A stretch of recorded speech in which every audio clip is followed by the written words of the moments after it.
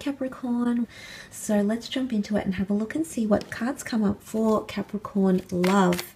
So this can be for Capricorn, Sun, Moon, Rising, Venus.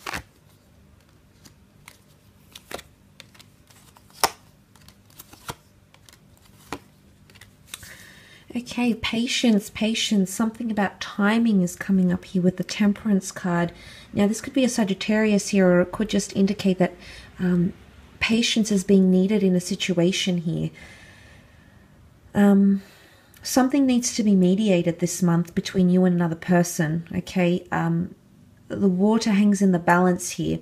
And it's a sharing of emotions, or it's taking on someone else's load somehow. So support and understanding is going to be required from you, from another person, someone you're romantically involved with, whether this person reaches out to you and tells you that or not. For some of you, this person will make it blatantly obvious. The Sagittarius is a bit of a straight shooter here. They don't really leave much mystery. They're pretty forthright and outcoming with things. So there might be a situation here where someone really vocalizes what they're needing from you, Capricorn. Especially if it is a fire sign, which you have the Sagittarius here, Wands, and the Knight. I feel like there might be a fire sign that wants to get things going, or that's moving things at a fairly fast pace here with the Knight of Wands energy. The Knight of Wands is not seen, I wouldn't say, as reckless. He's on a mission, he's deterministic, but he also strikes at opportunity. Now, there's going to be a window of opportunity for someone to speak up or say something they've been wanting to address to you here, Capricorn. It could also be, I feel like the Knight of Wands is very eager.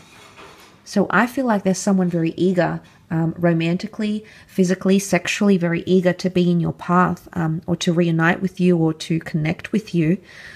Knight of Wands can also be a traveler. So if you're in a long distance relationship, someone might surprise you this month.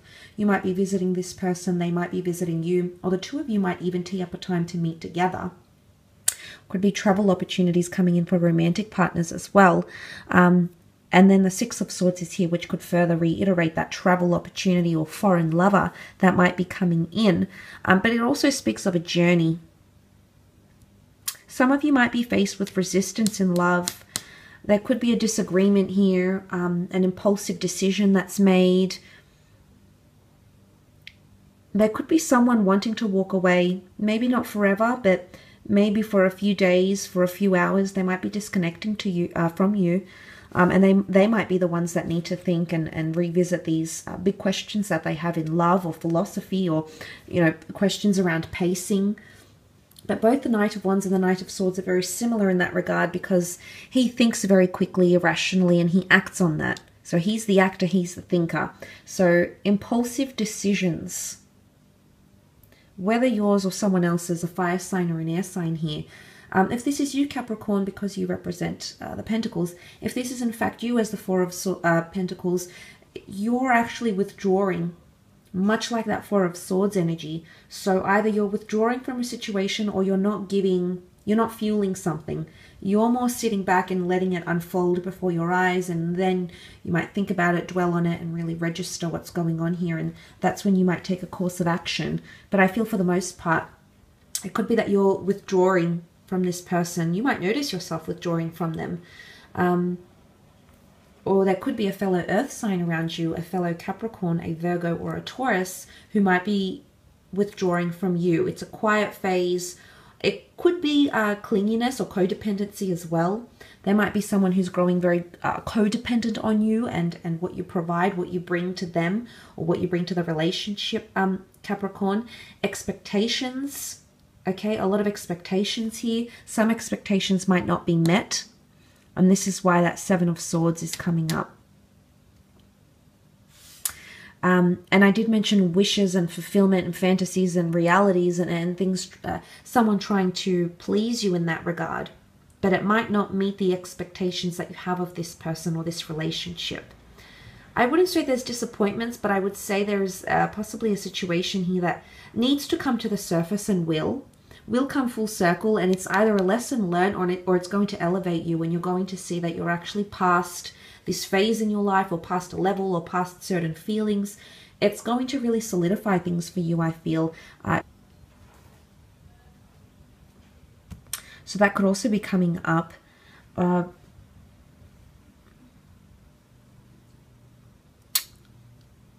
I do feel like there could be someone leaving the picture somehow, Capricorn. If they're not leaving physically, then mentally someone's checking out. And it could be just someone pulling away, someone that's needing distance, and you have to trust. The Six of Swords goes to the Temperance card, so you have to trust that they need to find some sort of balance, or they need to follow their... the angel can personify the higher realm, our subconscious, you know, something else that's calling us, something spiritual. They need to follow their spiritual path, their emotional path. And this is why they might be falling back, or this is why they might be taking time away and disconnecting, because there's a path they need to follow, whether for their children, whether for their sanity, their subconscious, their emotional orientation. Something like that could be coming up around them during this time as well. Let's have a look at your career and business and see what comes up around there, Capricorn.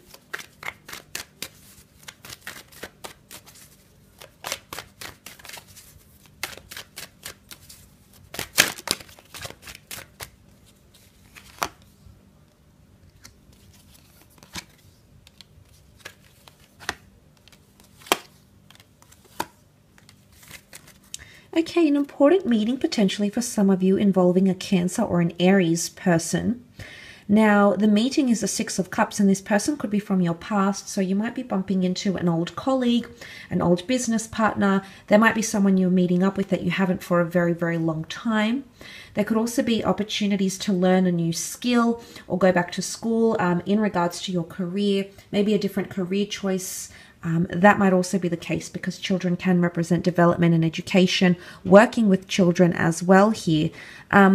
But the moon is here. Now, it's either you're picking up something that you have done or wanted to do from your childhood or your former years, Capricorn. But there's some sort of sentiment or nostalgia attached to your career or somewhere where you're working. You might be leaving and it's bittersweet. You might be revisiting a past idea. You might be leaving and no longer working with someone that's been with you for a very long time in the business or the company. But there is an emotional aspect to career, or there will be an emotional highs or lows for some of you with the moon card. And it could be creative as well, okay? The moon card really breeds creativity. So some of you might be having a lot of great ideas that come to you fairly quickly and at the right time. Which is very special here. But for some of you, it's emotional, because the Ten of Swords could indicate a betrayal or information that's withheld from you that you might find out not in the most pleasant of ways here. But I do feel the theme of loss is here. 5, you know, something that falls apart, slips through your fingers, or doesn't go according to plan. And then you'll have to say goodbye to it and either start something new or give credence to another project, give time, value, dedication to another project or something else here. It could be the loss of a person. That person might be leaving your business, might be leaving the company. Even a shift in attitude could be an air sign here, Gemini, Libra, Aquarius. The Ten of Swords can be an ending, so to speak. So this is why I sort of mentioned that before, because if it is an ending, it's a bittersweet one. And that could be why emotion is coming into play here, into the work sphere.